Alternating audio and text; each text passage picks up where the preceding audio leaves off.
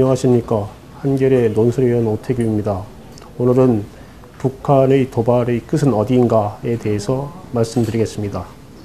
요즘 날씨가 매우 붓습니다. 오늘 낮에도 서울에 눈이 흩뿌렸습니다. 마치 계절이 다시 겨울로 돌아간 느낌입니다. 지금 한반도의 정치 기상도도 바깥 날씨와 아주 비슷합니다.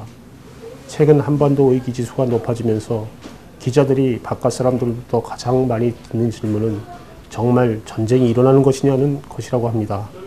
사실 지금 상황은 매우 위험합니다. 급박합니다. 부인할 수 없습니다. 미국이 북한의 영변 핵시설을 폭격하려고 했던 1993년 제1차 핵위기 이후 가장 긴장이 고조된 상태입니다. 작년 12월 12일 미사일을 발사하고 2월 12일 제3차 핵실험을 했을 때만 해도 국내 분위기는 비교적 차분했습니다. 시장도 안정을 유지했고 사재기 같은 것도 없었습니다.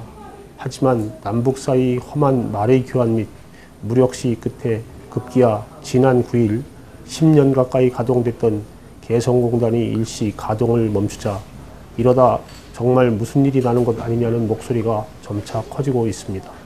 그동안 북한이 실시한 세 차례의 핵실험, 2010년 천안함 침몰 사건, 11월 연평도 포격 사건 때도 중단된 적이 없던 개성공단이 가동을 멈추고 북한이 마치 전쟁이 임박한 것처럼 위협적 언세를 하고 있으니 위기감이 고조되는 건 이상한 일이 아니라고 봅니다.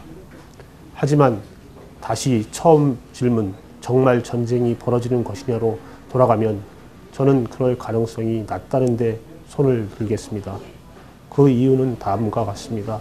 첫째, 북한이 개성공단의 일시 폐쇄를 한 명분을 보면 우리나라 언론들이 개성공단이 외화벌이의 좋은 수단이니 절대 폐쇄하지 않을 것이라고 그들의 존엄을 무시했고, 김관진 국방장관이 개성공단의 인질 사태에 대비해 군사작전 계획을 세웠다는 발언을 한 것을 들고 있습니다. 그리고 우리 쪽이 어떻게 하느냐에 따라 공단의 완전 폐쇄 여부를 결정할 것이라고 덧붙였습니다.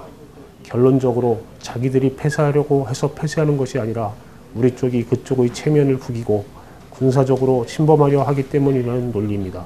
거꾸로 보면 우리 쪽이 뭔가 체면을 세워주고 공단 폐쇄를 할 명분을 준다면 공단 폐쇄를 풀 수 있다는 신호이기도 합니다. 둘째, 더 근본적인 이유는 북한이 그들의 무력이 한미연합사 전략에 비해 압도적으로 낮다는 걸 잘 알고 있습니다. 그들이 설사 핵무기를 가지고 있다 하더라도 군사 전략상 선제적으로 핵을 쓰기는 어렵습니다. 한미연합 전략이 가지고 있는 재래식 무기만으로도 북한을 충분히 압도할 수 있기 때문입니다. 내가 죽더라도 상대에게 큰 타격을 주겠다는 무모한 각오가 아니라면 이런 식의 자멸적 선택은 아무리 혈기방정한 젊은 지도자라 해도 쉽게 선택하기 어려울 것입니다.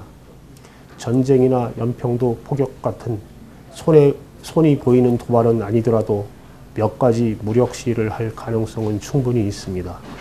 가장 가능성 있게 거론되고 있는 것이 미사일 발사입니다. 지금 북한은 사거리 3,000 내지 4,000km에 이르는 무수단 미사일을 비롯해 몇 종류의 미사일을 언제라도 발사할 수 있게 준비하고 있다고 합니다. 제 생각엔 북한이 적절한 날을 택해 미사일을 쏠 것으로 봅니다. 캐리 국무장관이 한국을 방문하는 12일도 아마 유력한 발사 날이 되지 않을까 생각합니다. 미국 국무장관을 대상으로 직접 무력 시위를 하는 효과를 노린다면 그럴 가능성이 큽니다. 또 한 가지 거론되는 것이 추가적인 핵실험입니다. 하지만 전 이것은 미사일 발사보다 가능성이 낮다고 생각합니다. 우라늄탄은 굳이 실험을 할 필요가 없고 플루토늄탄은 그동안 세 차례의 실험으로 충분히 의력을 보여줬기 때문입니다.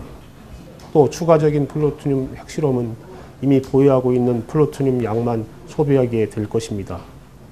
보이지 않는 손에 의한 도발, 테러나 사이버 공격 등의 방식으로 도발을 할 수도 있을 겁니다. 물론 이런 가능성에 대해서는 철저하게 대비하는 게 필요합니다. 그럼 이런 도발에 어떻게 대응하는 것이 현명하고 좋은 방법이겠습니까? 저는 우리 쪽에서 무력 충돌의 명분을 만들어주지 않는 것이 가장 중요하다고 봅니다. 전쟁이나 우리나라를 대상으로 한 직접 무력 도발의 가능성은 적을 것이라고 생각하지만 지금 분위기는 매우 험악합니다. 마치 인화성 물질이 꽉 찬 밀실이라고도 할 수 있습니다. 의도적인 것은 아니더라도 조그만 언행이 성냥개비 역할을 할 수 있습니다. 서로 언행을 조심해야 합니다. 또 4월 말 한미연합훈련이 끝나고 북한도 13일 김정인 국방위원회 제1위원장 취임 1년, 15일 김일성 주석 생일, 25일 인민군 창건일이 끝나면 긴장해서 대화국면으로 넘어갈 가능성이 큽니다.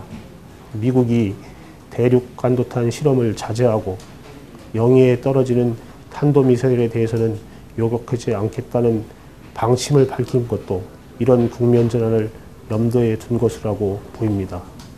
우리도 지금부터 대화 국면이 올 것에 대비해 나름대로 준비를 해야 합니다. 비공개 접촉, 제3자 중재, 특사 파견 등 다양한 방법으로 미리 대화를 준비해야 합니다. 대화를 제의하는 건 절대 비겁하거나 그들의 위협에 굴복하는 것이 아닙니다. 오히려 이런 국면에서 대화의 손을 내밀 수 있는 건 힘센 쪽, 용기가 있는 쪽만이 선택할 수 있는 특권입니다. 이상입니다.